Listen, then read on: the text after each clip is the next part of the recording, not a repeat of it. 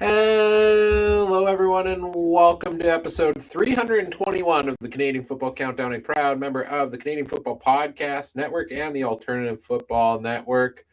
Ryan and Adam here with you this evening for we got a lot of news to talk about. There's been a little bit going on in the CFL lately. The CFL's negotiation window, the Honorable Ed Hervey tampering window is officially open in the CFL as of this past Sunday, and deals have been flying a mile a minute. Of course, unofficial deals because they can't be locked in for the most part until free agency kicks off a week from today on Tuesday, February 10th. But there have been a lot of deals agreed to in principle, and we're here to talk through as many as we can tonight, I guess. I mean, Adam and I always say we're going to keep this show to an hour, and it never happens. So we're not even going to promise that tonight as we dig into things. Adam, how are you doing this evening? Hey, I'm doing good, Ryan. You know what? It's everything happening this week. We've got, I've got chaos at work to deal with. The CFL again for free agency window is up, and I'm busy with hockey. We've got playoffs coming up. It's Saskatchewan versus Manitoba teams. Everything's happening, as the great Bob Cole would say. Yeah, excited to see what's going to happen here. Yeah, the negotiate times have changed in the CFL. It's the opening of free agency isn't the excitement period as it once was. It's now this negotiation window. And we've done on the podcast here the last couple of years, 4 years in a row, I want to say now, we've done the big live show opening day next Tuesday, typically an 8-hour show the last couple of years. And well, if you haven't noticed yet, there's been a lack of promotion from us on that. And that's because we're not actually doing one this year for a few different reasons. And one of them being that the negotiation window truly is just taking the thunder out of the actual opening day. And we did talk about, we kind of dropped the ball on it this year, but maybe next year and going forward, we got to have a big show on the opening day of the negotiation window, because Sunday was just slammed with CFL news item after item. Makes you wonder a little bit if, we've got the tampering window, if a little pre-tampering happened pre-tampering window, if the deals started happening like 4 minutes in. But we'll dive into all that here shortly. But yeah, if you have been wondering, I mean, let's be real. Nobody has sent us any messages saying, hey, where's the 8-hour live show? So if you're wondering where it is, well, you haven't been clamoring for it. And thus, that's also partially why we are not going through the effort of doing that this year. So yes, no free agency special, but we're here tonight to talk about the first couple of days of the negotiation window. We'll be back presumably next week to recap the opening of CFL free agency as well, and we'll have some more content to come throughout February. I know I did kind of drop the ball. We teased a very exciting January, and it was a pretty lackluster January here on the podcast due to some of the schedule stuff that Adam was talking about. We did have a couple of episodes, I think, at least one of them. I know we did our Edmonton Elks season deep dive last time out. You can go back and check that out, but free agency is here. It's a fun and exciting time in the CFL, so we've got lots to talk about. Let's get the housekeeping notes out of the way, and then we can dive right in. We are live tonight on all of our platforms, YouTube, Facebook, and Twitch, thanks to our presenting sponsor, Game Time TV, which you can learn more at GameTimeTV.ca or Facebook.com/GameTimeTVMB. Send us your comments and questions in the live chat if you're joining us here throughout the night, as we discuss everything from the opening of the negotiation window in the CFL. As always, we do want to acknowledge that the Canadian Football Countdown is brought to you from Treaty 1 territory, traditional territory of the Anishinaabe, Cree, Ojibwe, Dakota, and Dene peoples, and the homeland of the Métis Nation, as well as Treaty 4 territory, traditional territory of the Cree, Saulteaux, Dakota, Lakota, Nakota, and Métis Nation. And finally, if you're looking for additional content in between our off-season episodes, or you just want one central place to try to keep tabs on most of the CFL news going on, there are a lot of great folks who put a lot of effort in on social media to go and keep all of the fans updated. All of the different reporters and members of the CFL community out there. And we try to take all the links we find them and share them in the Discord as well. So easy access, of course, giving credit to the ones reporting it, but you can keep tabs on a lot of the CFL news. Adam and I usually try to compete a little bit to keep everybody up to date on the news items that we find when we scroll through the socials there as well. So link is in the episode description. It's free to join us there. All right, let's dive into it here. We're going to talk about, I think, a little bit each team, kind of what they've done so far in the first couple of days. But first, Adam, you wanted to talk about the negotiation window, and I teased it a little bit there. Your overall thoughts on this whole process? It's the silliest process there is. I mean, you've got 2 months in advance to go and talk to. Well, okay, you're not supposed to talk to any other players other than your own players, and you get that opportunity to re-sign them. But take a look at some of the major leagues, like the NHL is one big one that I love giving the example of. The Stanley Cup's handed out on June the 20th, roughly in that area, right? After June the 20th, you've got 10 days to try to sign any of your players back that you want. On the 29th, you have a chance, if you want to talk to a couple players, you're welcome to talk to them. But before that, it's no chance. And July 1st, it's free agent frenzy. Away you go. You know what? That only gives you those couple days to make sure that you're working hard with your own players. You're not going and snooping and seeing what else you can get. And you know what? It doesn't cause all of this chaos in 1 minute, or in what? I think it was like 30 minutes after the free agency window opened in the CFL. We were already hearing of 2-year deals. I mean, come on. We all know that maybe it wasn't Ed Hervey talking to somebody. Maybe it was Kyle Walters or whoever it was. It don't matter. It's just the fact that, you know what? It just makes us look pretty stupid that we're pretending that there's nobody talking in the free agency window when clearly there is. Before the free agency window, I should say. So just do it the easy way. Grey Cup's given out roughly on the 15th, the 20th of November. You got 10 days, and then December 1st. There's nothing happening in news in sporting world on December 1st on average. I mean, maybe there's an outdoor classic or something somewhere. I doubt it for the NHL. Otherwise, there's nothing. So, you know what? Have your CFL free agency hit on December 1st, and away you go. I know that you're probably wanting to go and have that chance to sign some NFL players. Well, hey, guess what? There's a full chance after the Super Bowl's done that you can go and try to be the newsworthy items again. So, honestly, I can't see a disadvantage to that. Just, you know what? Make it where it's not so clearly obvious that teams are talking to players, okay? Yeah, I mean, I don't mind that it's here in February and that we have that lead up, like, because we kind of have the time to unwind and look back at the season. Like, talking from podcast content perspective, if we are disciplined enough to stick with it throughout December and January, and everybody needs a break in different categories, we kind of have the time to unwind and unpack the previous season, get a little break in there. Then you start getting the NFL tryouts, you start getting the coaching changes, you start getting some of the news of teams re-signing their own free agents. I don't hate that we have January to focus on that and starting to look ahead and speculate for free agency. I think that's part of the fun too, right? To spend a bit of time, this guy might be out there, this guy might be out there, and take that into account. So I, as a fan, don't mind that. But yeah, why not just call this the opening of free agency on this past Sunday on February 1st? If that's effectively what a lot of this is going to be. I know this does, with the negotiation window, give you the opportunity kind of your original team to go and match that. I would say we maybe see 3 or 4 deals tops a year that actually end up in that category where somebody changes directions. And we did actually see a few in the last couple of days, one of them being, James Letcher. I think James Letcher Jr. was going to go to the Red Blacks, ended up going to the Riders instead. Demiro Houston was going to go to BC, I think it was, but then ended up going to Ottawa. So there was a bit of a change in directions. We've seen others in years past like that.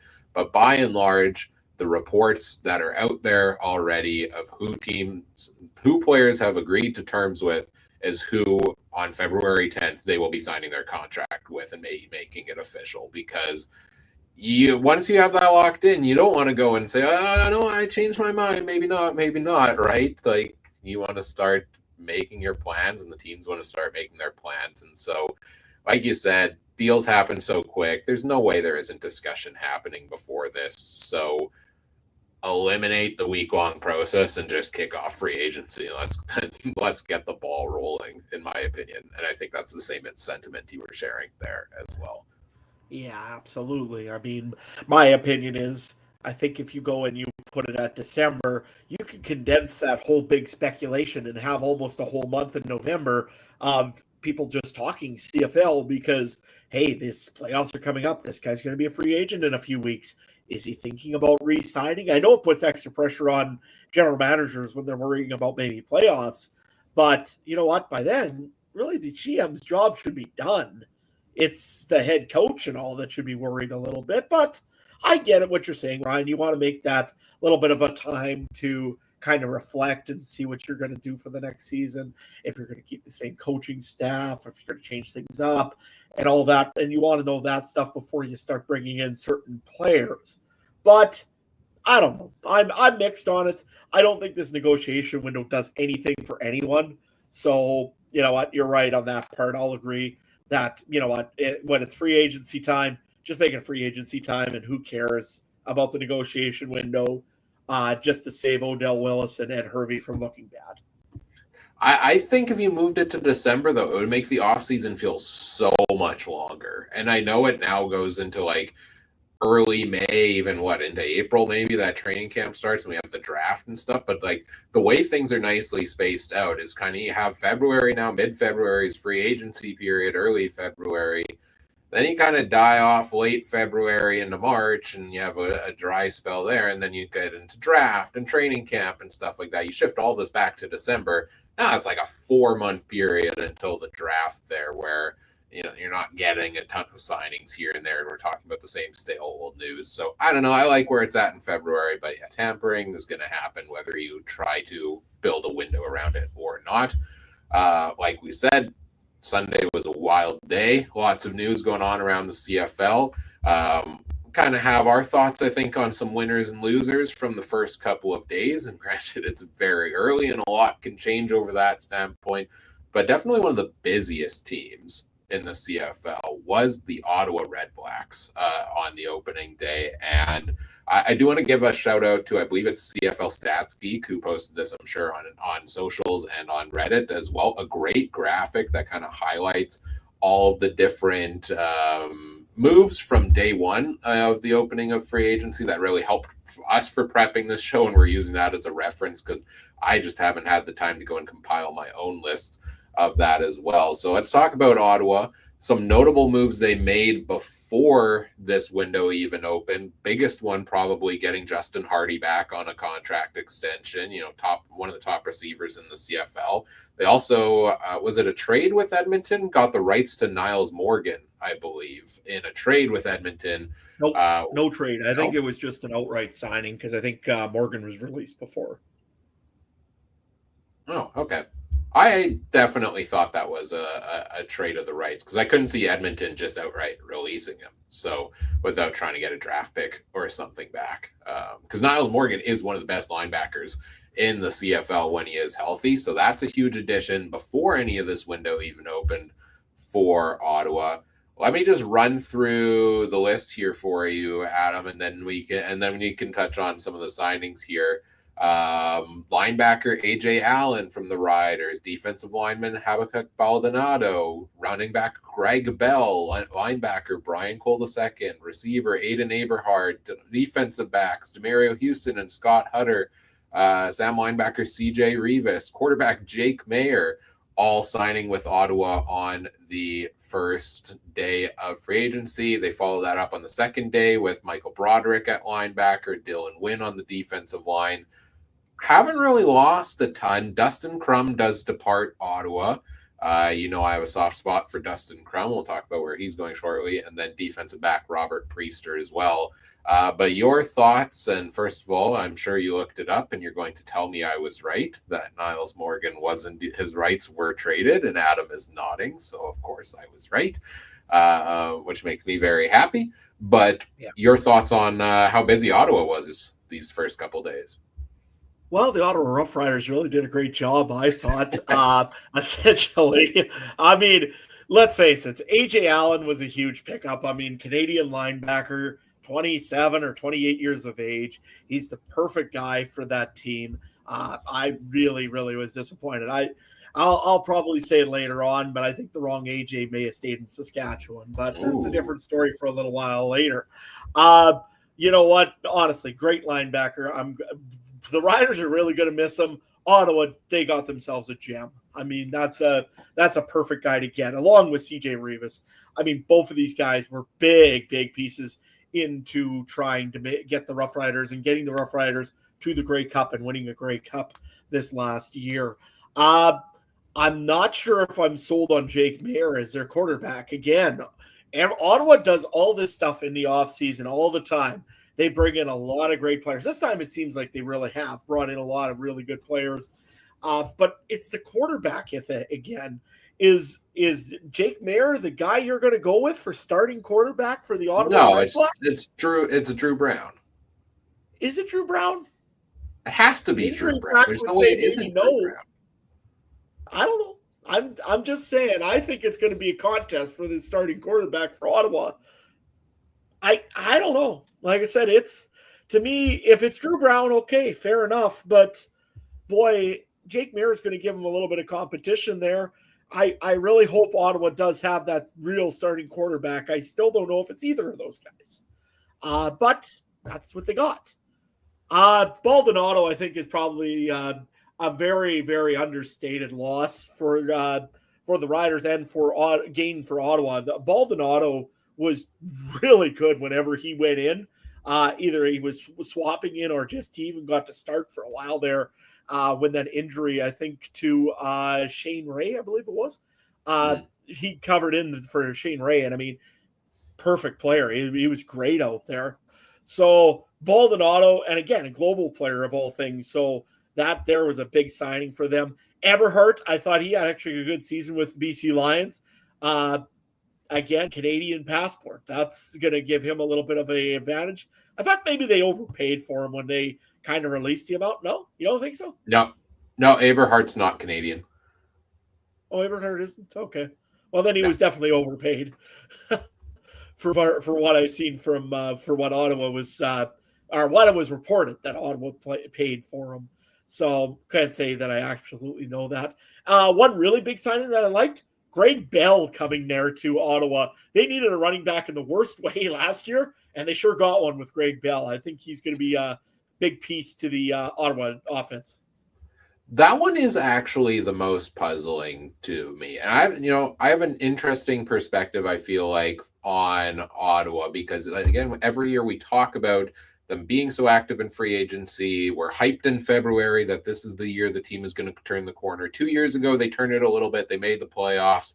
I believe lost in the first round of playoffs in Drew Brown's first season there with the Red Blacks. Last year didn't go so well, again, for the team. And now everybody's left with a little bit of that fatigue of, we can be hyped up, but let's see what happens out on the field. This time around feels different to me in that you have Ryan Dinwiddie in there as the head coach, and I think that will make a difference. Bob Dice seems like a great human. Don't think he has the coaching qualities as a head coach to really motivate the team and bring out the best in these players. We've seen him struggle over the last couple of years. Who's done a really good job and delivered some pretty stellar teams over the last few years? Ryan Dinwiddie, who's probably, in my opinion, the most underrated coach in the CFL. And when you're talking about Drew Brown, to me, it's no doubt that Drew Brown is the starter for this team if he can stay healthy, which is the big question mark, of course.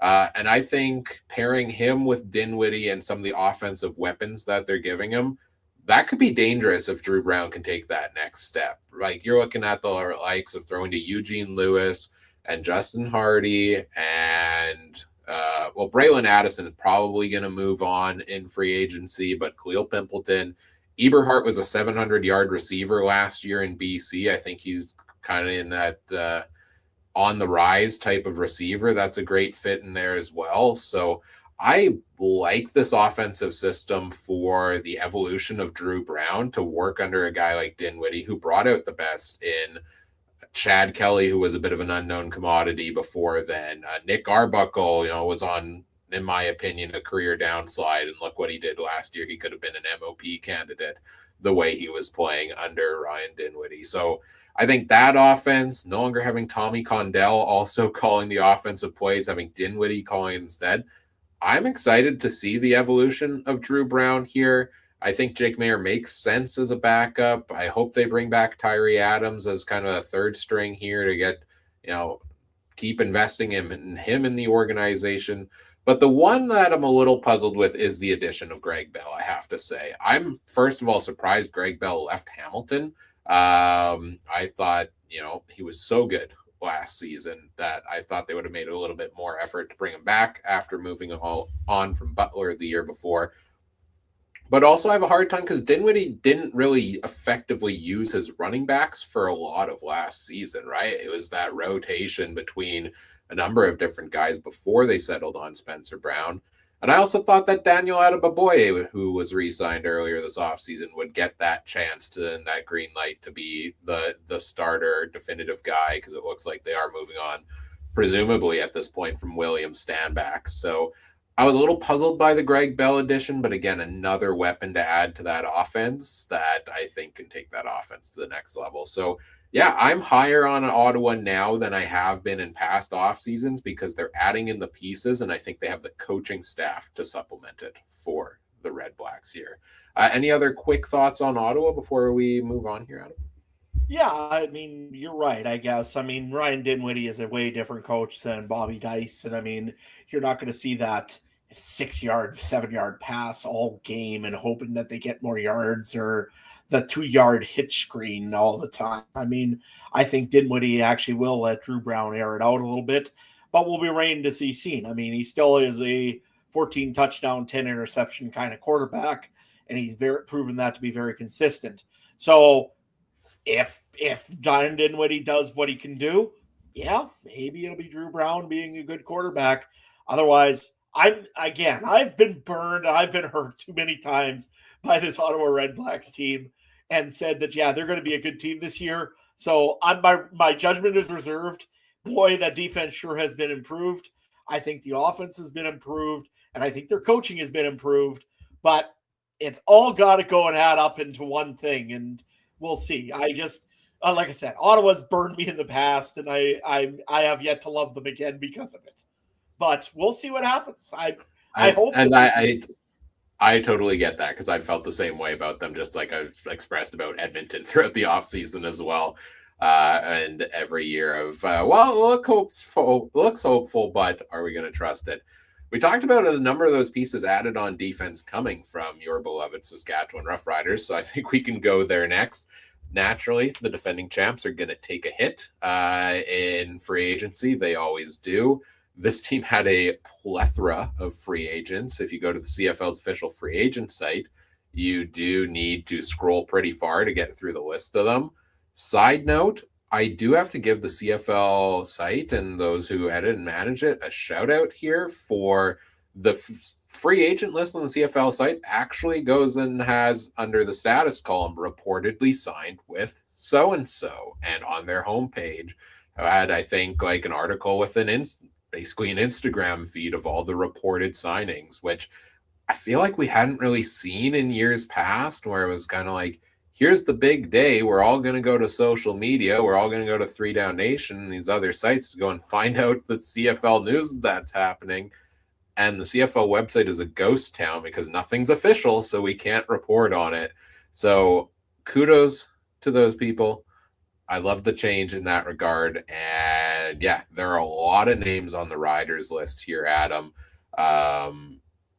AJ Allen, Baldonado, Malik Carney, notable. CJ Rivas, notable subtractions on defense. On offense, you've got Tommy Neild and Joe Robustelli, a couple of wide receivers gone. Jake Mayer's gone among them. Any other? I'm trying to see if there's any other notable ones. Dante Myers is off to the NFL, so that's a subtraction for the team on offense there as well at this point in time. Two other releases as well. We had Sean Bain Jr. be released earlier in the before the negotiation window as well. Yesterday, we finally released number 12, Brett Brett Lauder. Lauder. So, the Rough Riders are going to be a different team this year, and you expected it. I mean, when you're the champs, everybody's going for some of those championship caliber players, and I mean, kudos to Jeremy O'Day, though. I mean, he tried to stop most of the bleeding. DeMarcus Fields is a big signing for them. Keyshawn Johnson, that was a huge signing for the receiving core. I mean, they needed to have Keyshawn Johnson back, especially when you knew you were probably going to lose Robustelli and Tommy Neild. I mean, those two are big losses. Otherwise, Jacob Brammer, he had a great season. Keon Schaefer-Baker was a bit of a surprise to me. I thought the Riders were going to move on from him. Just because the injury front all the time. And I mean, he's been injured quite often since coming back from the NFL tryouts 2 years ago. So I was a little surprised to see Keon Schaefer-Baker back. That being said, when he's healthy, he's one of the best receivers in the league. But keyword, when he's healthy. And that hasn't been a lot. The other side I'm surprised about, and I know Rider Nation, you're going to hate me in about 2 seconds here. AJ Ouellette was not on my Christmas card list to come back. And there's a couple of reasons. One, somebody said that he was going and having foot surgery. If he's having surgery, especially on the piece that, makes you your money, you know what? That's not really a good signing. And especially the age. He's 31, I believe, now. He's not a young running back by any stretch of the imagination. Yes, you do have Mario Anderson Jr. behind him, who I think is a really, really good running back coming up. And you also do have Thomas Bertrand-Hudon, who's a good national running back when you do have to have him for the ratio issue. But I'll be honest with you. If that money that we gave AJ Ouellette for the 1 year cost us AJ Allen, I don't like that deal. I really don't. You know what? Mario Anderson is way cheaper. He's on a rookie deal right now. You can bring in another reasonable veteran to be behind him as competition. I'm guaranteeing you William Stanback is not going to go for a whole lot this year if he does.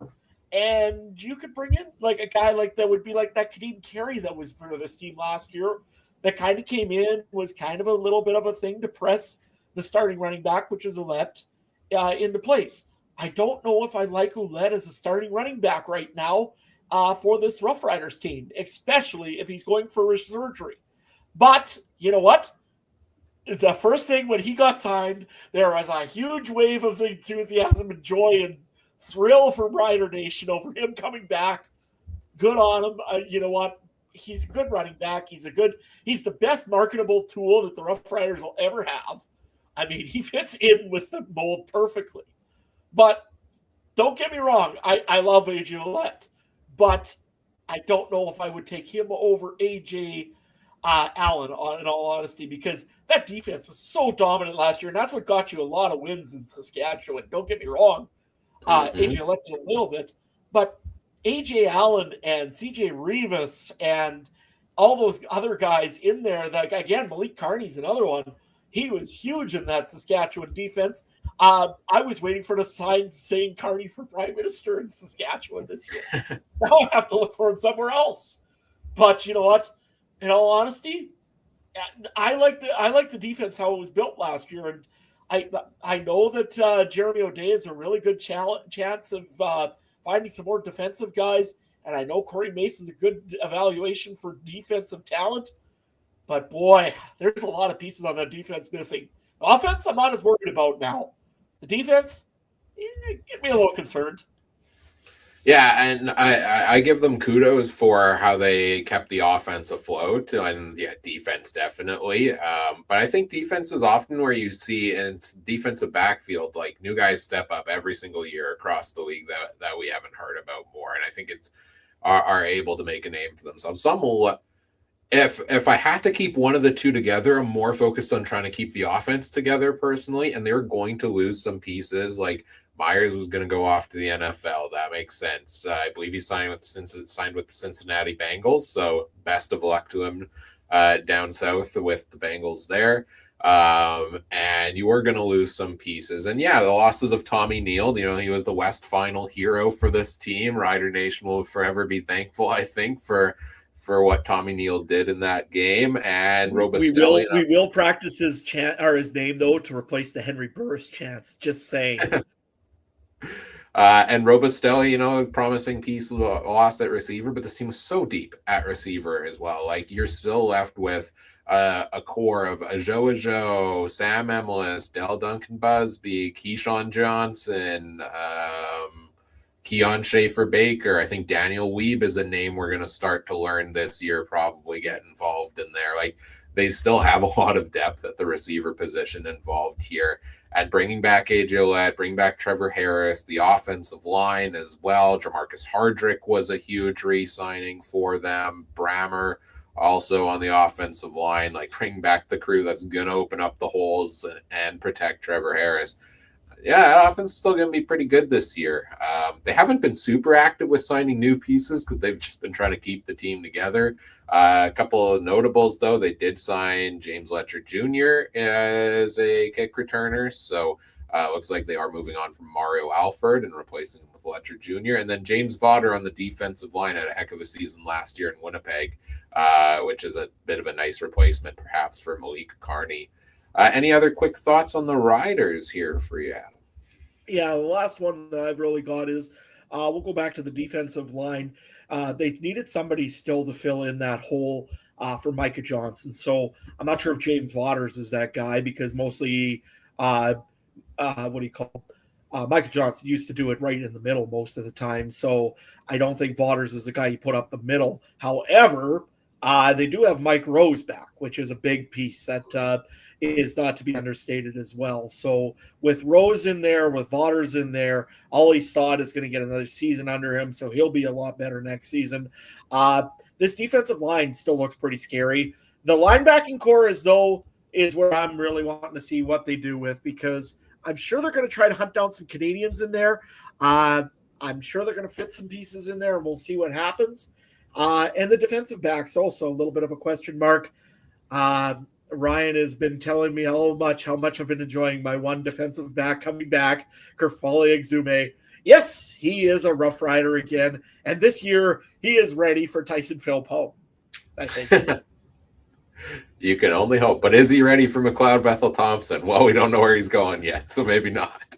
Maybe he'll be in Saskatchewan. We still kind of, have a third string running back or quarterback spot available. Yeah, did sign Jack Cohn, I guess. So you never know. Let's stick with the Prairies and go to Winnipeg here next because that was another team that was pretty active on Sunday, very quick, and a lot of Bomber Nation was loving it. This team, after 5 straight trips to the Grey Cup, only fourth in the division, made the crossover.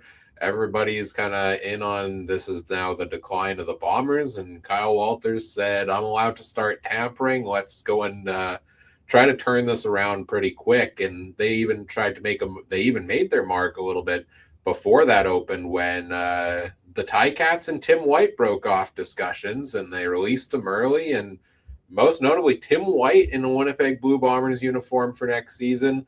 Let's talk about, bring back notable pieces. Willie Jefferson, Stanley Bryant, among the two of the biggest names definitely in that category.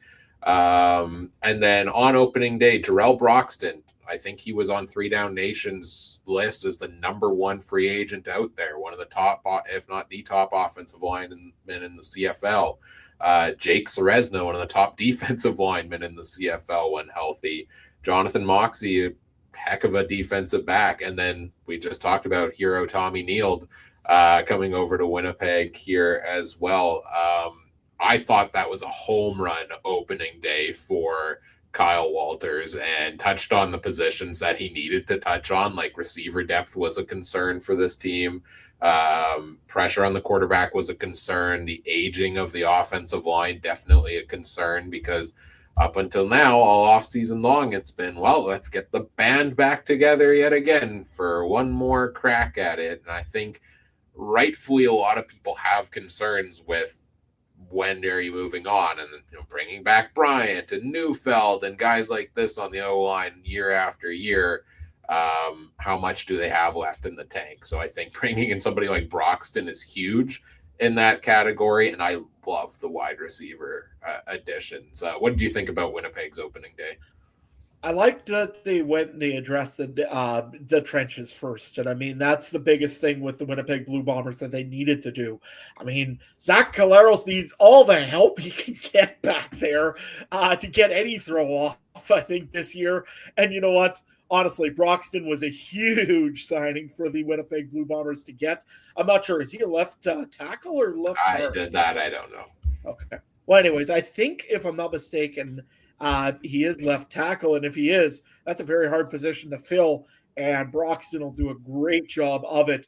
You're right. They're an old offensive line, and sorry, they're not. I'm not just saying an older. They're an old offensive line already. I mean, Stanley Bryant, he's I think older than Patty Neufeld. Patty Neufeld is the exact same age I am, and I feel old, so it's got to be that he is. Suit up, Adam. I know. I've just aged myself there. Anyways, I'm just saying it's an old offensive line. Having Broxton in there is going to be huge for this team. And again, they did another great job by bringing in Jake Seresna. I wanted him for Saskatchewan so bad. If you put him up the middle, I think he is one of the best defenders in this league. If nothing else, just to get his hands up on footballs. In Edmonton, he was great for that. There was always knockdowns by Seresna, or there was always him around that football. Having him alongside of Willie Jefferson, as long as Willie's, again, this is going to be old versus the new guys. Seresna's not the youngest guy, but you know what? He's going to make old man Jefferson look pretty young. Just saying. I thought that Vaughters was a pretty big loss for Winnipeg, to be honest with you. I thought that they really should have kept him and did something to keep him somehow, because he did complement the other side of Willie Jefferson very well when he was in there. So having Seresna and Vaughters would have been a pretty good pickup. Again, I think it's still going to be fine with Seresna and Willie Jefferson in there. And you're right, the receiving core. It didn't sound like Dalton Schoen is going to be healthy enough to start the season by any stretch of the imagination. Still suffering with this. I felt terrible when I heard that. The same ACL. I mean, that sucks. Yeah, no, it's been reported now that Dalton Schoen will not be back in Winnipeg, that the Bombers won't be re-signing him. And I think that makes sense. As much as it sucks to see, moving on from a guy at the right time, so to say, when there's other options available, you can't bank on that unknown from what they've seen from the last couple of years. Other teams may take the chance. But this is a team at receiver that didn't have the depth to survive things like that last year. And that's really what they need to do. They do lose Jareth Stearns, which is a tough loss, I think, because he actually was a bright spot of that offense last season. Stearns is going over to Montreal now, I believe. But I'm so excited to see Tim White in a Bombers uniform. And I am floored that all of the reaction to Tim White being released by Hamilton and signing with Winnipeg has been, thank goodness, no more drops for Tim White. Like, I know he drops footballs. Most receivers drop footballs here and there. Maybe he does so more often than others, sure. I did take a look at his catch percentage last season. It was around similar percentage to, I think, a lot of similar caliber receivers, I would say. And you're telling me we shouldn't be excited for a guy with four straight 1,000-yard seasons and 7+ touchdowns because he might drop a ball here and there? He can drop 50 of them as long as he catches 1,000+ yards and 7+ touchdowns that contribute to the success of the football team. I think Tim White, yes, he has his up and down games. Yes, he has his moments and seems to come alive after Labor Day is the perception on him as well. But when he is on his game, I still think he is a top 10 receiver in the CFL. He is also can be that deep threat, can make those plays happen out of the backfield. Interesting connection with, his former offensive coordinator is back now with Tommy Condell being his offensive coordinator in Winnipeg. And that connection with Collaros that Condell has as well, trying to pair them up. Like, I think we could see a little bit of magic happen from Tim White here in Winnipeg. And I love the Tommy Neild addition there as well. Yeah, I think you guys will really be happy with Tommy Neild. He's a receiver that is really overlooked, I think, in a lot of teams. He was overlooked, I think, a little bit in Toronto, in Saskatchewan until, a certain West Final catch. He was definitely overlooked, I thought, in Saskatchewan. He's 6'2". He's a big Canadian receiver. He is not a small guy and can make some catches that other guys just can't do because he's athletic enough to make that catch. To hold on to some footballs that wouldn't be held on to otherwise. So I think for Winnipeg, that's a big piece going forward for him, and I think that's a great spot. Going back to Tim White, I was floored too again, I don't know if it was just Hamilton media going and crying about sour grapes, because honestly, it did not look like to me like a bad signing to get Tim White. He's the reason why you keep winning fantasy drafts. I feel bad for you this year because you're going to actually have a Winnipeg Blue Bomber for once, because I know how much you like doing that. But nevertheless, I mean, Tim White is a good receiver in this league. I was a little bit amazed that Hamilton walked away from him so soon. But you know what? He's proven time and again. Wait till about halfway through the season, he's going to be on All-Star. He always is. The first 2 games of the year, usually he's pretty tough. But you know what? After that, which one would you rather have in Winnipeg? Dylan Mitchell or Tim White? If we're comparing those two, I would say, would you rather have taking a chance on Dalton Schoen's health versus Tim White? And I'm going to take Tim White in that category is my reaction there. Yeah, and Winnipeg doesn't have the depth to take the chance right now for the receivers, like you've said before. They don't have a whole big plethora of wide receiving depth like they did like last year. They did not have that depth. A team like Saskatchewan could take a chance on a Dalton Schoen and just, if he gets healthy, great. Maybe we'll get Deontay Myers back, or maybe we'll get somebody else.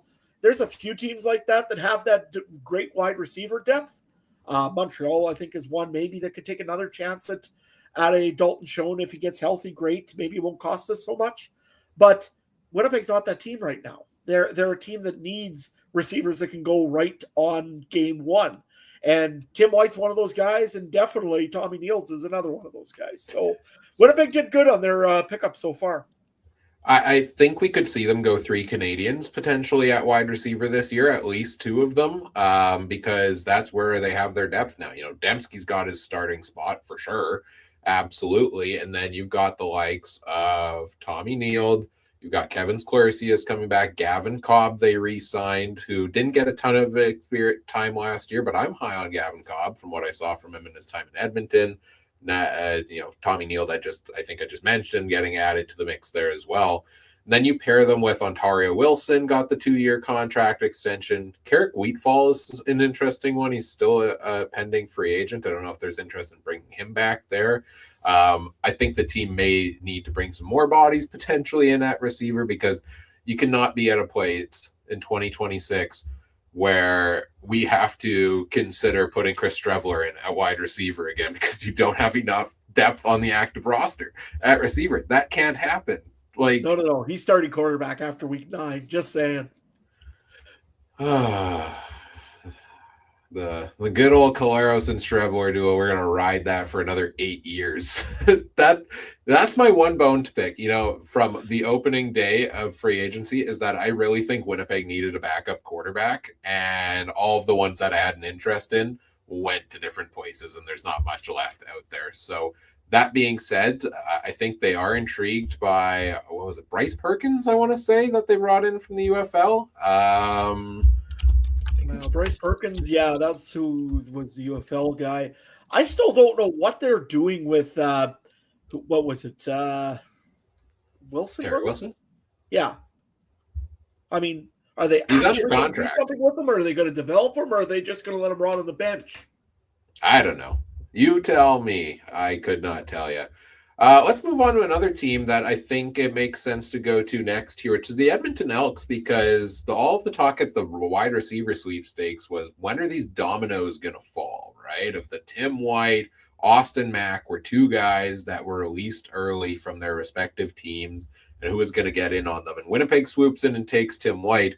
Edmonton swoops in and signs Austin Mack to a multi-year deal. That was before or actually, I don't know. I should clarify whether that was multi-year or not, but they do sign Mack. I thought I read 2 years, but I could be wrong. Then they have a very busy Sunday and first couple of days here as well. Brandon Bordner on the offensive line, Malik Carney, we talked about him on the D line, Jordan Murray O-line, Taylor Powell as a backup quarterback, Joe Robustelli, we talked about him. He's coming to Edmonton now. And Couture Woodmansey on the offensive line. So on some offensive line help, a little bit of receiver help, big piece in Carney on the D line, and then a backup quarterback, notably Devondrick Bynum going out on at defensive back, I think reportedly signing with Calgary, Jake Seresna to Winnipeg, and Jonathan Kongbo on the D line going to Toronto. So some departures there on specifically the defensive side of the ball. And they did release Trey Ford, who we'll talk about here shortly and where he went. So they were looking for the backup quarterback. I thought this was a promising start for the Edmonton Elks as well. How did you feel about it? I like some pieces of it. I mean, I do like Taylor Powell coming in to be behind Cody Fajardo. I think that's a good move. Although I kind of expected him almost to stay in Hamilton. Although again, and then there's also the Bo Levi thing and the fact that he thought probably he should get maybe a better chance there. But you know what? I think it's a good insurance policy. Joe Robustelli, I think, is a really good American receiver. I really do like that move for the Edmonton Elks. And that's one place where they needed some help, was a little bit in the receiver part. Austin Mack is going to be a good piece. He does have that connection with Cody Fajardo when he was the quarterback. Austin Mack had some of his better seasons last year, maybe a little bit due to injury, but a little bit more disappointing. I mean, 680 some yards, that's not usually what you hear out of Austin Mack. So I don't mind some of the moves. The only ones that I really didn't like, I did not like them losing Jake Seresna. I did not like the trade of Niles Morgan. I knew that they couldn't afford him. That's why they made the trade. But you know what? I didn't like it. I mean, Edmonton, one of their things that they did have was an excellent linebacking core. That being said, they've got some depth there. I guess they'll be fine, but I don't know. That's one thing I didn't like. And Jonathan Kongbo, honestly, good defensive lineman. And the biggest thing about him, Canadian. There is not a whole lot of Canadian defensive linemen out there. Kind of a little bit of a disappointing loss. So I'm going to say mixed bag for Edmonton. And you know what? And the reason being is, again, they didn't impress me as like I thought they should have last year. And maybe that's, again, more of the I don't want to get hurt again by the Edmonton Elks. But we'll see what happens here. They've added the pieces that they need to add, but I think they lost a few pieces that they shouldn't have lost on. So, yeah. They didn't have a ton of free agents on the list, like a team like Saskatchewan, for example. Like, their free agent list is pretty low, and I think that bodes well for this team that was a little bit on the up in the second half of the season.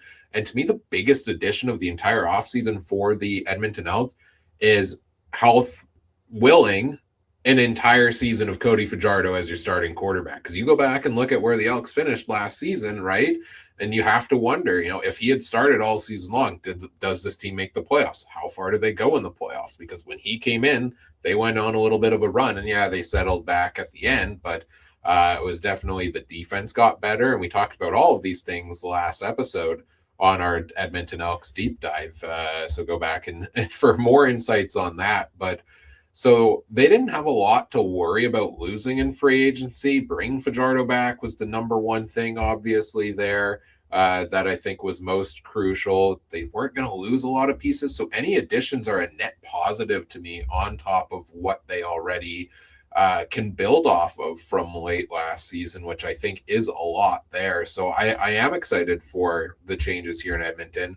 I did say on our Alex episode, my number one focus was they need that depth at wide receiver, because there was too often last year where you had your guys like your Stephen Dunbar, who got hurt. You had your kind of Julian Grant, who had a solid season, Curly Gittens Jr., but then you had a couple of guys like Benjamin Victor, for example, OJ Hillier. Like, Victor didn't even make it into CFL fantasy last year. They didn't even recognize his efforts, which is totally unfair because he did contribute to the offense, by the way, but there weren't their household names necessarily across the offense for Edmonton. So bringing in Austin Mack, he's got that connection with Cody Fajardo from their time together in Montreal. Fantastic. Love that addition there for them.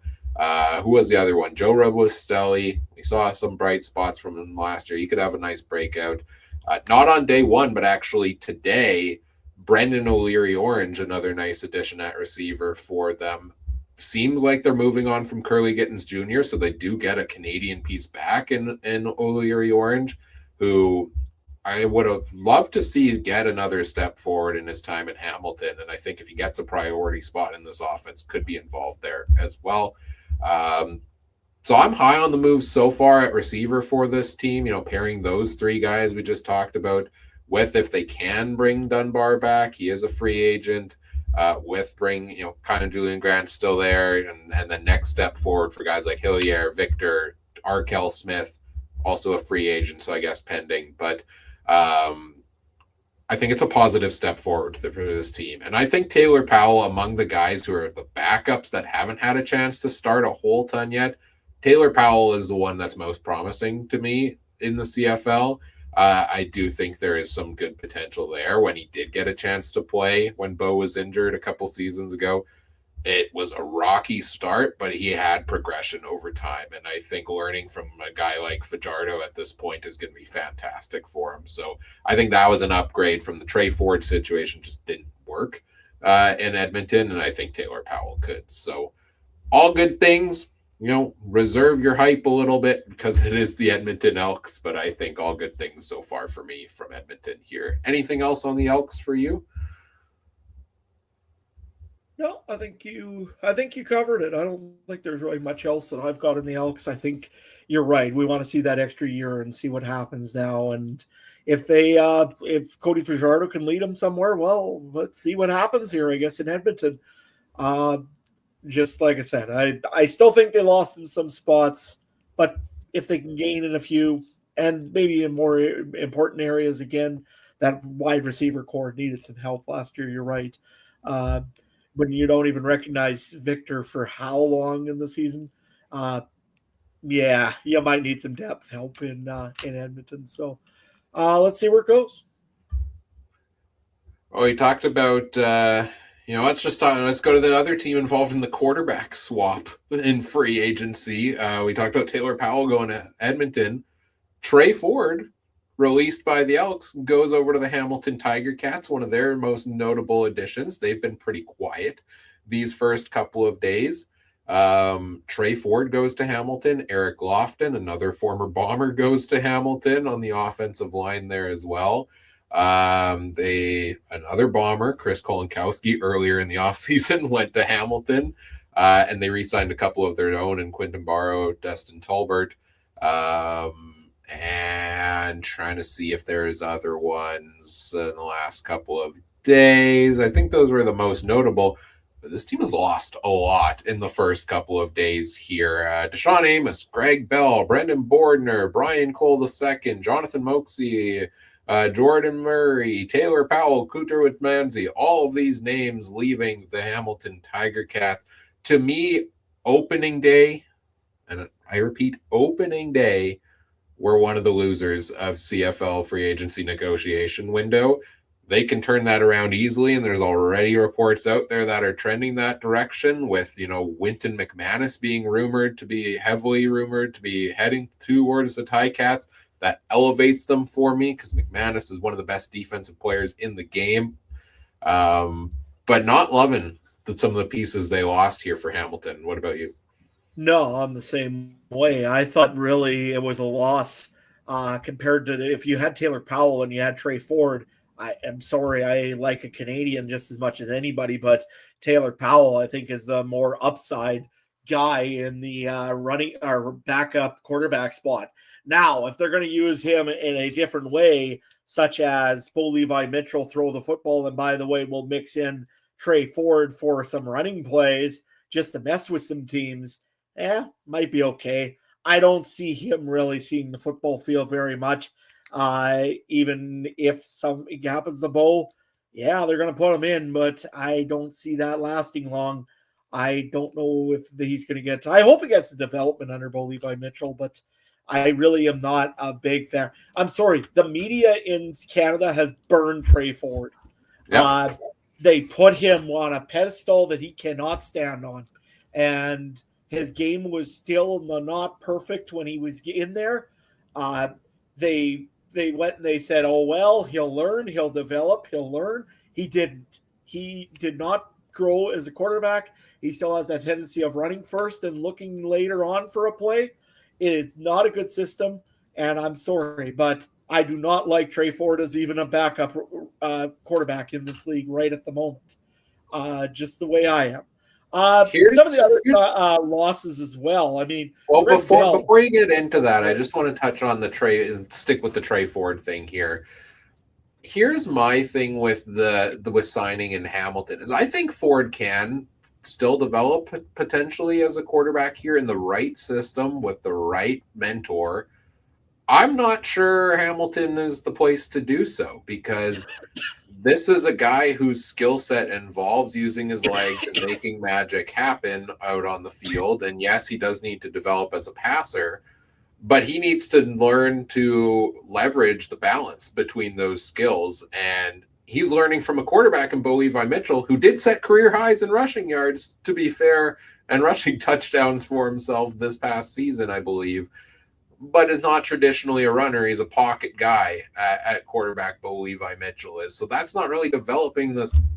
You're not learning and, when's the right time for me to run? When is it not necessarily from him? Same thing in the Scott Milanovic system. So you look at some of the other opportunities potentially around the league, like other guys who he could learn from better would be a guy like Vernon Adams Jr., I think, in that category. Or even Nathan Rourke, similar-ish style, learn to pass like Nathan Rourke and also learn to run when Nathan Rourke learns to run.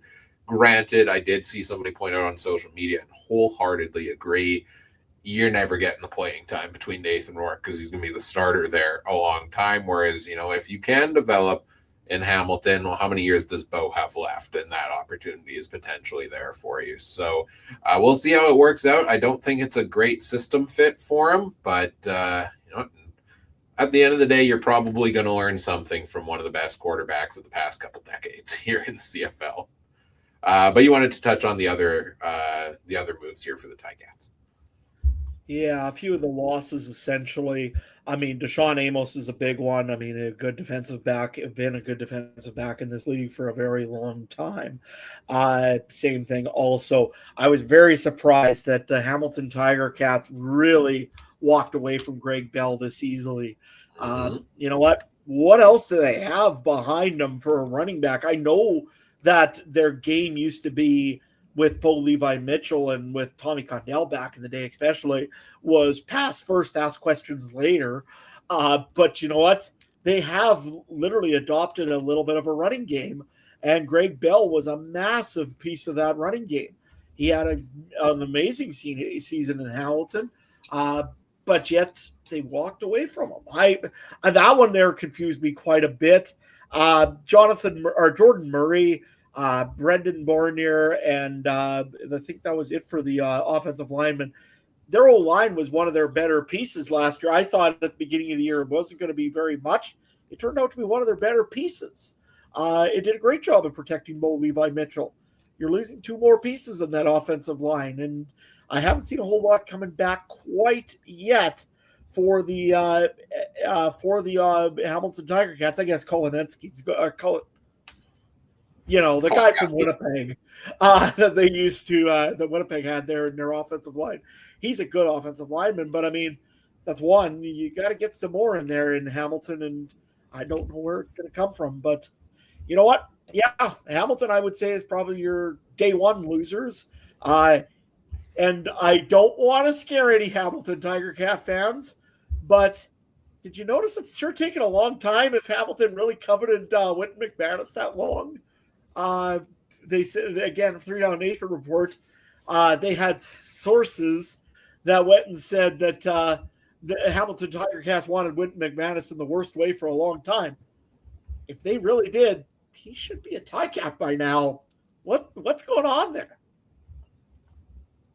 Oh, I'm sure he's getting calls from all 8 other teams because everybody should want Wynton McManus on their roster for sure. The one kind of common feedback I saw on Greg Bell of why maybe they would move on from him is that, well, he was a heck of a running back. His blocking maybe necessarily wasn't as strong as they wanted it to be. I would assume this means Johnny Augustine finally gets his chance to start in the CFL. He's been around for a long time, and he got a couple starts last year, and maybe that's the guy. Maybe they bring others in on training camp. Mike always likes to say running backs are a dime a dozen in the CFL, and I think we're seeing that with the turnover here for the Hamilton Tiger Cats. But yeah, concerned a little bit about some of the departures amongst this team. They lost, of course, a couple other pieces to the NFL. Their punter, I believe, Constantino went to the NFL, and Verisek, their rookie linebacker, also on an NFL departure. So a couple of notable losses there for the Ticats. What team do you want to go to next, Adam? We've got Toronto, Montreal, BC, and Calgary to chat about yet. Well, let's go to the Toronto Argonauts. I mean, they are a team that's kind of, well, we've said before, they're going to have a tough season no matter what, just because of their schedule. But you know what? I think they're going to have a pretty tough season just because of some of the guys. Essentially they're going to let Wynton McManus walk, which I guess it's already true. He has been released, I believe, by the Toronto Argonauts already. That happened earlier today. But they did make a couple of signings as well. They signed Dwayne Hendricks, defensive lineman, running back returner Peyton Logan, came from the Winnipeg Blue Bombers, I believe. Or no, was it the Blue Bombers? Logan? Yeah, I thought it was the Winnipeg Blue Bombers. They also added Adarius Pickett, Sam linebacker. He's another American. And big one that the Rough Rider fans would all know, Dakota Shepley. He signed with the Riders for one season, then decided, you know what? I'm going to go to the NFL. He got paid a pile of money for 17 pretty much practice roster spots in the NFL. So good on the Argonauts for giving him a whole pile of money. But boy, he hasn't really proven much. I hope that works well for them. And then also they did bring in Deshaun Amos, Jonathan Kongbo, and Robert Priestner as well. Ryan, what's your thoughts on the Argonauts? Yeah, the Argos haven't been super active yet. Those are some good additions. Like Hendricks was one earlier in January. He can be a good defensive lineman there also. So I really like the addition of Dwayne Hendricks. Get some pressure on the quarterback there. You talked about Dakota Shepley, Adarius Pickett, huge defensive backfield addition. I do think they will lose some pieces, and they're starting to lose some pieces. Wynton McManus is huge. Deshaun Brissett, I believe earlier today or yesterday, signing with Calgary, I want to say it is, if I'm remembering correctly. I should double check on that, or maybe if you can look at that to confirm. I believe that was the case. So that was a huge piece of their receiving core last year. I think for Toronto, I'm interested to see how many pieces they're able to bring in, because this is a team that finished with not a strong season last year. Really didn't make, not a good year, only a few wins, didn't make the playoffs in the East Division, lost their coach over to the Ottawa Red Blacks, new coaching in place. They have the whole schedule fiasco with the World Cup against them this year. this team has the deck stacked against them, and I did say I wonder if the scheduling problem is going to impact their free agency addition. So I think that might speak volumes for a team that needs to improve from where they were at last year.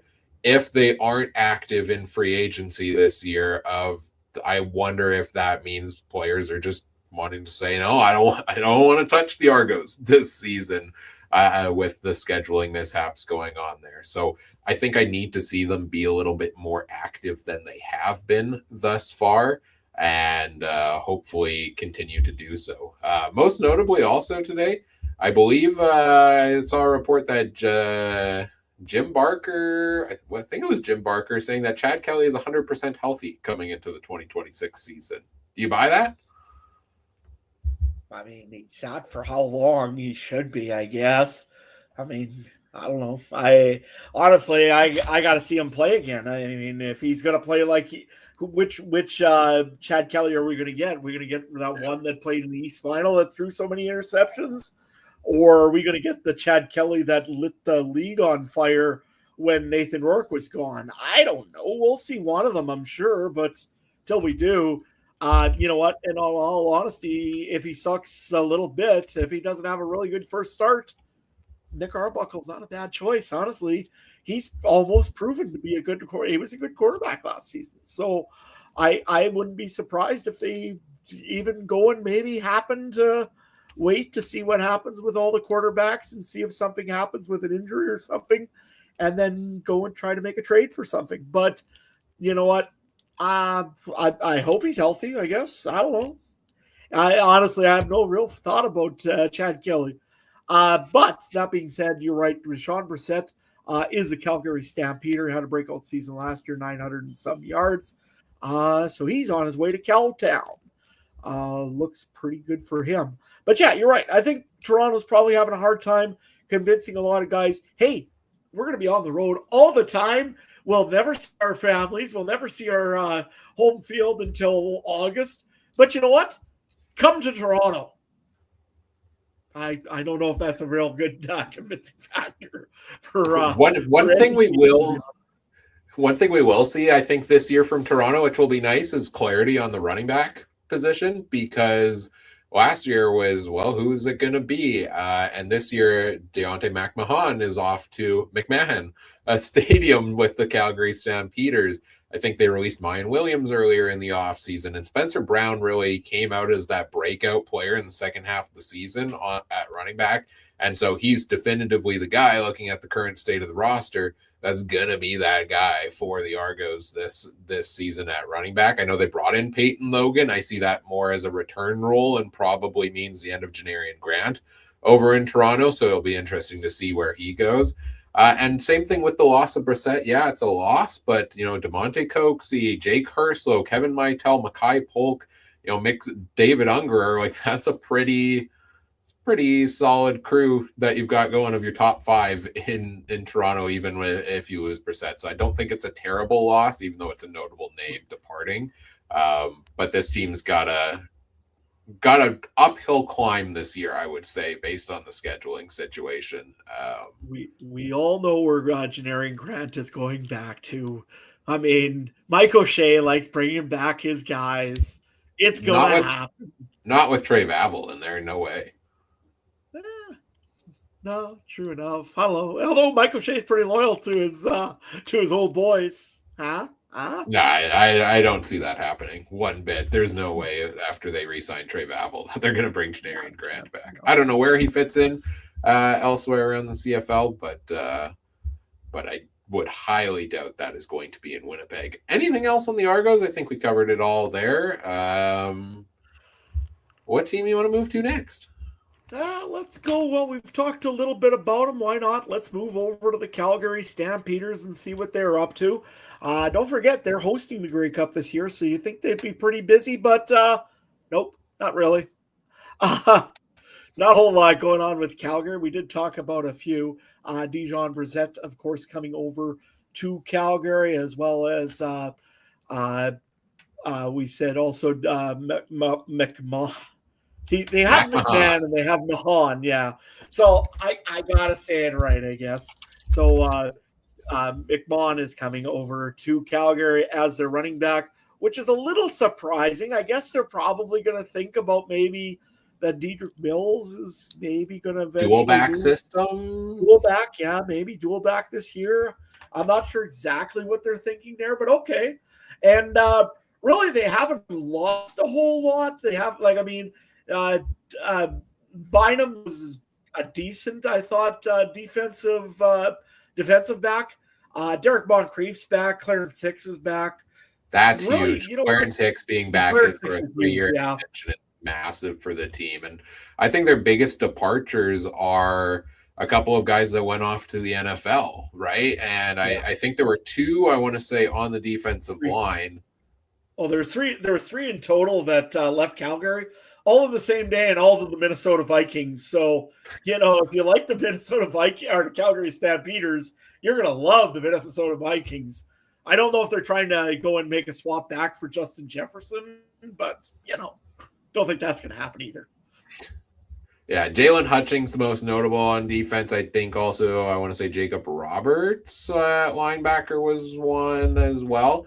I'll fact check that. I should probably do that ahead of time, but if not, congrats. I think you have a shot at the NFL. Multi-year deal with the Vikings. Got that right. Go me. And then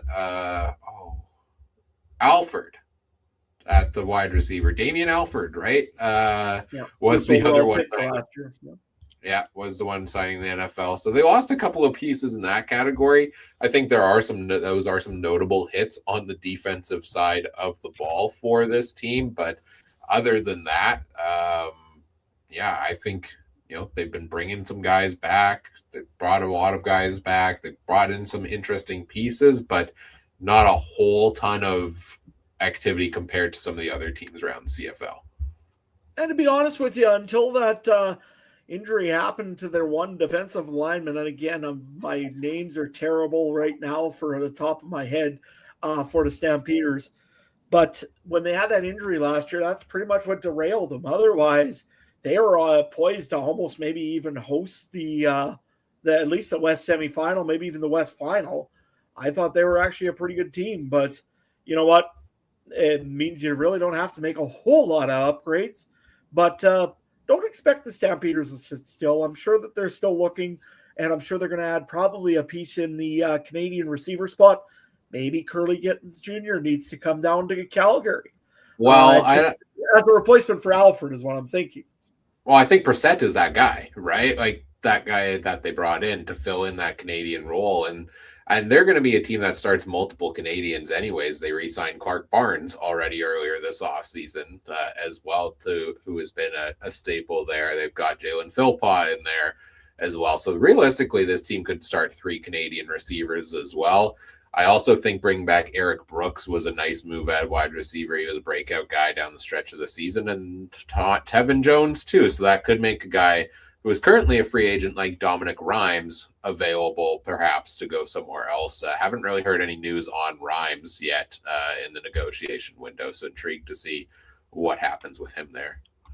I can't wait till we see what Ryan puts Tevin Jones at for his ranked receivers in a while. That was a top 6 re-signing of the offseason, I have to say.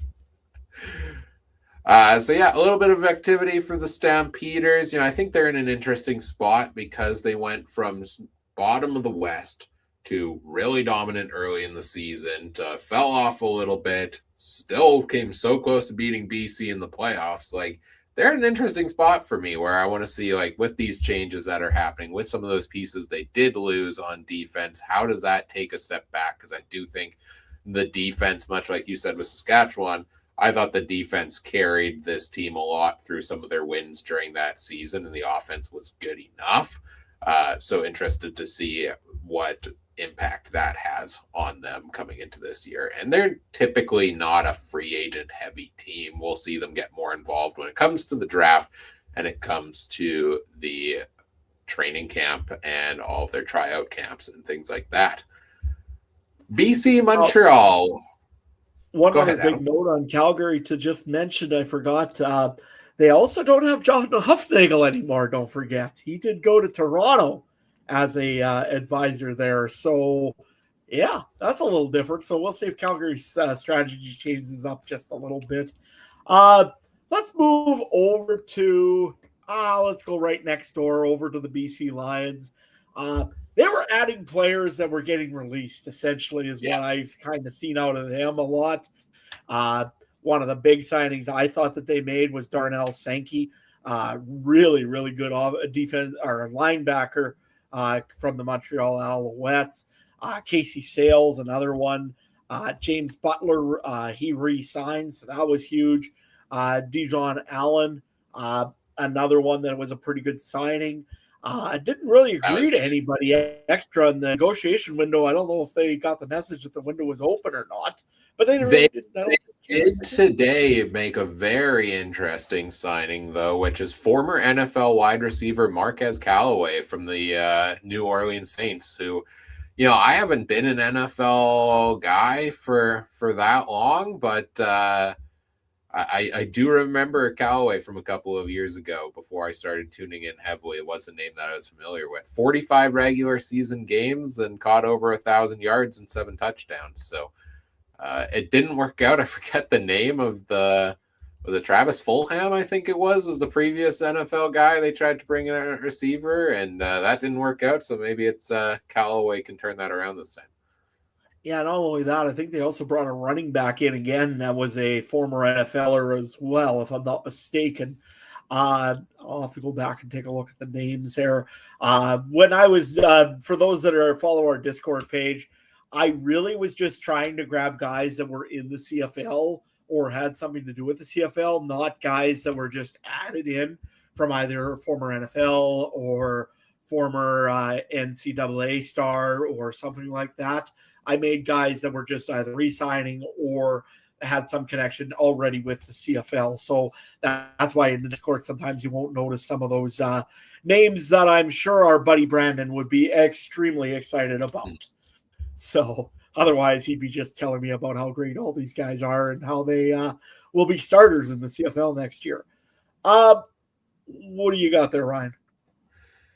I think the biggest loss for this team is Jarrell Broxton. I mean, he was one of the top free agents available out there. I think I saw a stat where he allowed like 17 pressures all season on Nathan Rourke, and that allowed Nathan Rourke to have the MOP season that he did. So that is a huge loss on the offensive line. Bring back Dijon Allen at least was absolutely necessary in that regard. He could not afford to lose both of them. So maybe I would like to see this team, go out and try to find a replacement for Broxton, which is going to be hard to do, to find a replacement for somebody as good as he was at his job.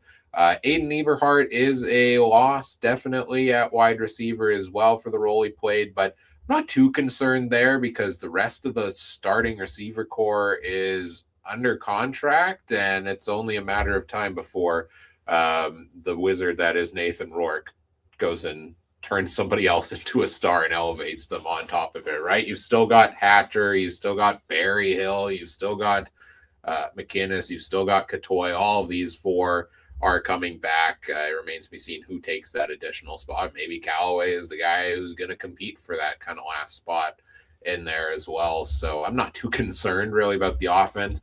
So happy to see that they did bring back James Butler, though, because I think Butler and BC are just a great combo here. And I think that's a really good fit. They did re-sign quarterback Chase Bryce, who will look to be their backup for this season. I expected BC to maybe be a little bit more active at looking at other options for backup QB. I doubt Jeremiah Mazzoli is coming back this year. Bryce has been with the team, I think, 2 or 3 years already. I wasn't wowed by what I saw from him in the limited opportunities we saw. So I thought maybe this is a team that would go after a guy like Trey Ford or Taylor Powell.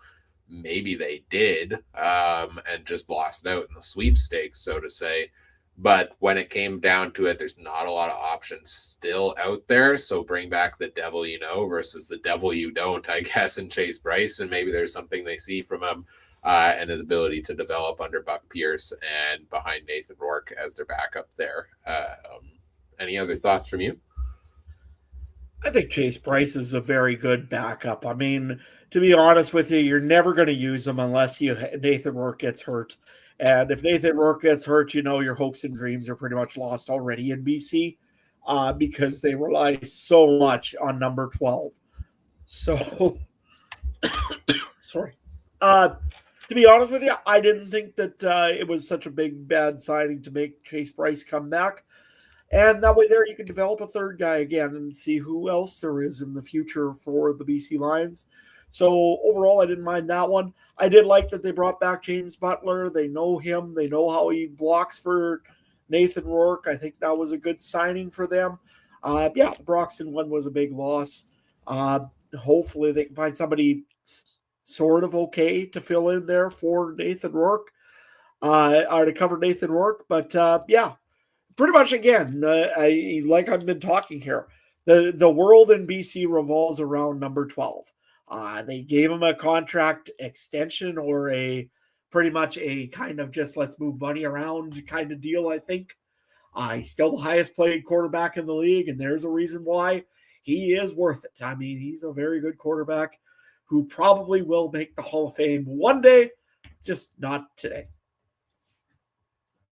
And then we move on to our final team of the night here, I believe, which is the Montreal Alouettes, who biggest news item around the Alouettes is the surprise, I would say, retiring of defensive back Marc-Antoine Dequoy.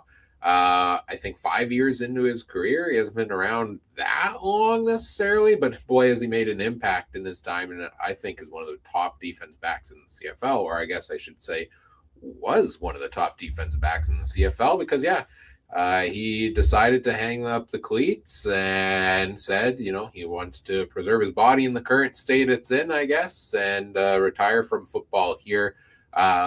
Did that catch you by surprise as well? And thoughts on hanging it up maybe earlier than we all expected? Yeah, honestly, I didn't see that one coming. That came out of left field. I thought he was probably one of the best defenders that the Montreal Alouettes had going forward. I mean, national, everything else, a Montreal or a Quebec native. I thought that really they were going to build right around him, and he was going to go for another, at least 3-4 years. You never know, right? But no, you know what? Honestly, I applaud him. I mean, you got to think about what everything is in the grand scheme of things, and a lot of guys kind of forget about what their body's going through, and a lot of those guys get pounded out of shape, and they can't enjoy their time with their kids or eventually their grandkids or any of that because they've been beaten up so bad. So good on him for doing what he's going to do. I mean, let's face it, the CFL is not one of those leagues that you're making millions upon millions of dollars every year to essentially take a beating. And yes, the CFL players take just as much a beating as an NFL player does for millions more. So if he's got a plan and he's got a thing in place, wish him the best of luck, and hopefully he can go and enjoy himself. I mean, that's the main thing is family and health and everything, and that's what matters the most. So good on him for retiring when he did. A little bit of a surprise for sure, but yeah, good on him. Yeah, and I think that's that's a couple big pieces without Dequoy and without Darnell Sankey on that defense that has been so good the last couple of years in Montreal. Those are some tough holes to fill. They haven't really added any pieces yet that are going to go fill those. Maybe that's additions from within, or maybe they come yet in free agency. I love the addition of Dustin Crum. I cried a little bit when I saw that because that meant Dustin Crum was not coming to Winnipeg, which I was trying to speak into existence for basically the entire 2025 season, and it didn't happen. Hopefully he never plays because Davis Alexander stays healthy, because I love Davis Alexander and want him to be the next big thing in the CFL. But if he does go down, having Dustin Crum behind him just means we're going to get some Crumback magic going on in Montreal here. Don't worry. Niles Morgan is on his way to Winnipeg. No, nobody. Okay. Anyways, yeah, no, I really did like. Did you get the Adam name mix-up thing going on again? Did you mean James Morgan, the former backup, or the currently under contract backup for the Montreal Alouettes? Dude, it's an hour and 23 minutes into this. Just let me have this one. Anyways, James I Morgan. was like, what does Niles Morgan of the Ottawa Red Blacks have to do with Dustin Crum going to Montreal? I always do trust two players in the league. Linebacker and decided to play quarterback. But anyways, you know what? No, honestly, big signing. I like that one there that they bring in Dustin Crum. You're right. He had some good games, and he's definitely a very serviceable backup to come off the bench. He's one probably of the best quarterbacks to come off a bench and play a game if he has to. So I really do like Dustin Crum for that. Some of the other ones there, Jarrett Stearns, I've seen him in Saskatchewan. I've seen him in Winnipeg last year. I did like both of those as well, both where he was there and what they did with him when they did play him in Winnipeg. And when he was in Saskatchewan, I thought he was a good receiver. So I think he'll do good in Montreal. I think he'll actually fit in right where Austin Mack kind of is walking away from. So I think that's a really good spot for them. And I was kind of surprised a little bit, but then who they signed first, I can see why they were letting James Letcher walk.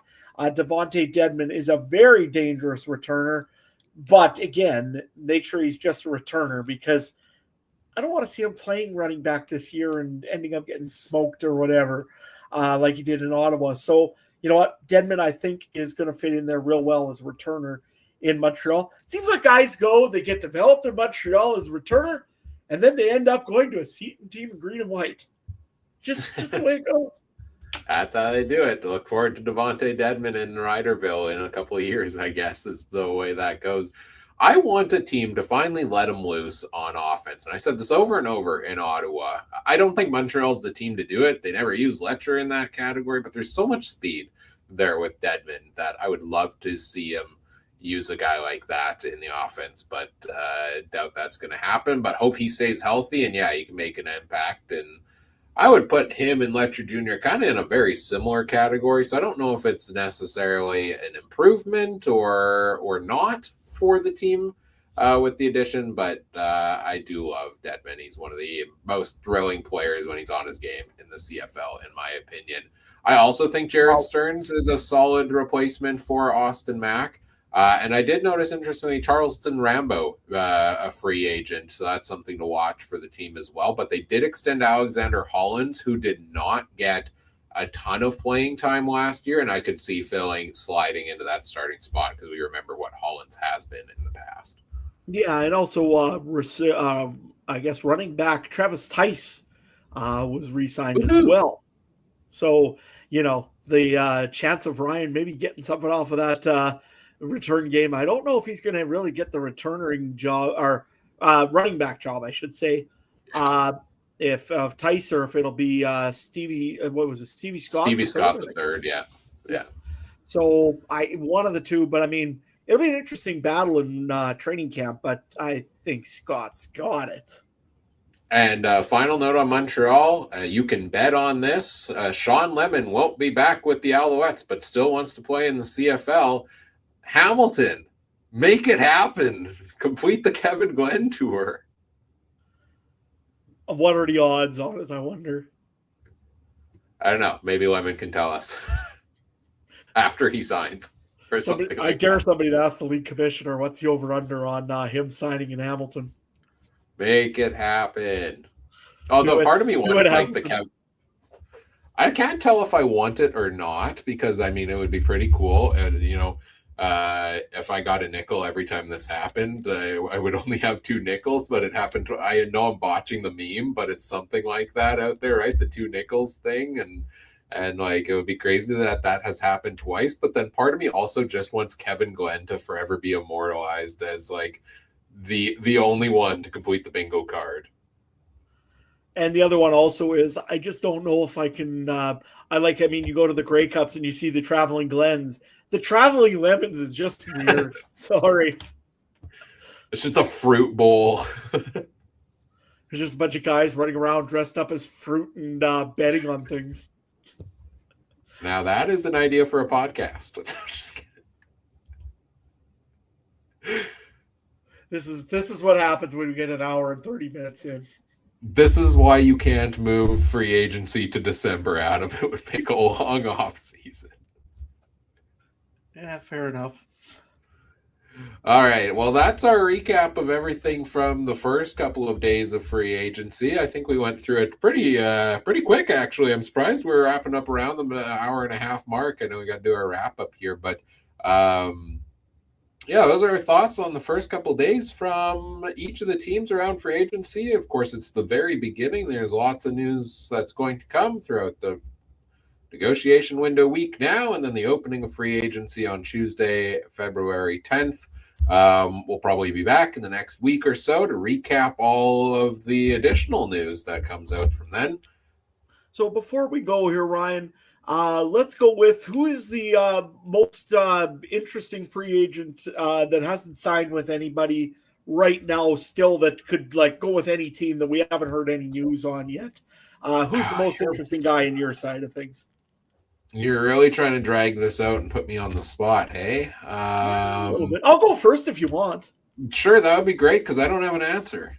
To be honest with you, I'm very surprised that a Winnipeg or an Edmonton has not even thought about Sean Bain Jr. I thought that he was going to go very quickly in the in free agency. I thought the team was really going to be interested in him. He's well rested. I mean, he was a healthy scratch for lots of times in Saskatchewan. He's still an awesome receiver. He didn't have the yards last year because they didn't play him. But you know what? He's a guy that I think is a really good American receiver. If somebody needs one, I think he would be one to call. I'm surprised he hasn't gone anywhere quite yet. The other one also just very interesting. Also, just throw another one in there. Is Brett Lowther going to get re-signed by anybody?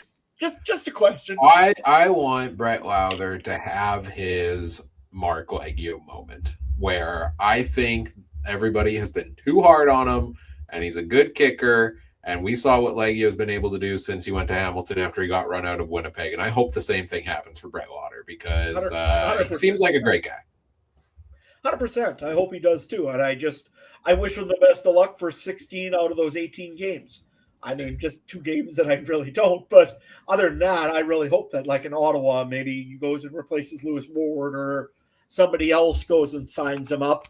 And he's kicking for many more years. But yeah, it's kind of unfortunate the way it happened in Saskatchewan. You know what? It was sad because they just had a charity hockey game like every year. The Riders always they just finished playing that one, and the next day or the day after, they released him. And I'm pretty certain they let him know before that. So that kind of sucks. Yeah. But you know what? Honestly, best of luck to Brett Lowther and his family. I hope he does good, and I hope he gets another shot and absolutely sticks it. We stalled long enough for me to come up with an answer to your question, so that was great. And I hate to go back to wide receiver when you just went to wide receiver with Sean Bain Jr. But I think I am more of an offensive, with the interest in fantasy, I'm more of an offensive minded guy, so that they really stick out to me.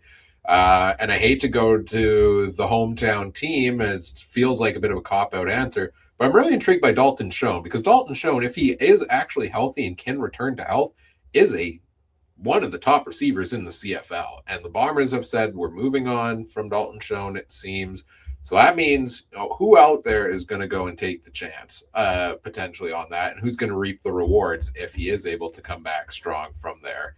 I think that could be a massive improvement. Like we talk about BC needing to go and replace the departure of Aiden Eberhardt. Can you imagine a healthy Dalton Schoen with Nathan Rourke added to that offense alongside Hatcher and McInnes and such too? Like that would be a nightmare for everybody. So I think there could be some teams that are definitely interested in him, and I'm rooting for the best for this guy as well because it was so fun watching him storm onto the CFL scene basically out of nowhere a couple of years ago. And I hate seeing guys get recurring injuries and then having to deal with that. So maybe a cop-out answer, but Dalton Schoen's who I have my eye on the most because I think he could be a real impact guy. So you don't think it's going to be Chris Traveler coming back to Winnipeg? All right, let's wrap up the podcast here, folks. I'm not diving into that an hour and a half in. Love Chris Traveler, love his energy level. Do not think he should be the backup quarterback for Winnipeg going forward, respectfully. Next week, maybe we'll talk about Chris Streveler being the backup quarterback in Winnipeg. We'll see. We'll see what we all talk about when we come back. What other crazy news from around the CFL we all have to talk about. So stay tuned for that. Exact day and time to be announced. You can find us on social media to find out when it is announced. You can find us on X at CF Countdown Pod. Same thing with on Blue Sky and facebook.com/CF Countdown Pod as well. Discord community, links in the episode description. You will get notified over in the Discord as well when we have new episodes coming. And you can join in the discussion on all the news as it drops throughout the week as well.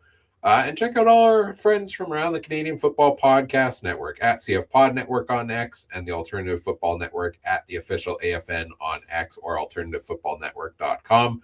A lot of the other CFL podcasts, that may have taken a break over the start of the offseason, kind of start to come back a little bit around free agency times. There's plenty of CFL content to go around, and I believe the UFL is probably kicking off sometime in the next month or two because it's normally the spring league. So Alternative Football Network will have lots of great coverage for you there. Don't find me on social media. It's not worth it. But Adam, where can people find you? Well, I'm almost probably not worth it either. I mean, unless you want to follow a bunch of posts about either my skid steer for some reason or about senior hockey. We're getting into provincial playoffs. We've got 3 games in 3 nights. So we have to travel to Minnetonka's, Manitoba, which is, if you know where Minnetonka's, Manitoba is, it's a long ways away from me. But we're still going there on a Friday night. Then we're coming home and playing a team on a Saturday night. And then we're going to go and invite the Valley Axemen from Swan Valley over to our place on a Sunday night. So we're going to be very, very busy. But hey, I'll probably go and tweet about the Super Bowl at some point, I guess. And if you want to follow me along, you can go to Adam Stewart 1. Otherwise, I'll kind of keep you up to date over on the Discord channel with all what's going on in the CFL with free agency. I'm sure Ryan will be doing the same thing. It'll be a race to see who sees the article first usually. So best of luck to him to try to catch me if he can. Absolutely. I do want to give another shout out. Don't follow me on social media, but the account you should follow is the one that made all of this content tonight possible by providing all of the summary of all of the signings from day one. And that's at CFL Stats Geek on social media, who is one of my favorite follows from around the CFL. Always posting interesting graphics and stats, and did a great job compiling this information that we used heavily throughout the show. So all credit to them. It's just Derek Taylor in an alter ego, isn't it? It could be, maybe. I can't verify one way or another. So, no. Shout out to you for all you do, CFL Stats Geek, on all the social platforms. I definitely do not know enough about graphic design to do some of the things that are done there. So, kudos on easily digestible information, which helped planning a podcast. Then that does it for tonight's episode. So whatever podcast platform you listened on, we appreciate if you do all the fun things like, comment, subscribe, rate, review, share the show with your friends, share it with your non-friends, share it with all of the pending free agents during the tampering or pre-tampering window. And on behalf of Adam, I'm Ryan saying thank you for listening. Take care. Have a good one. Bye.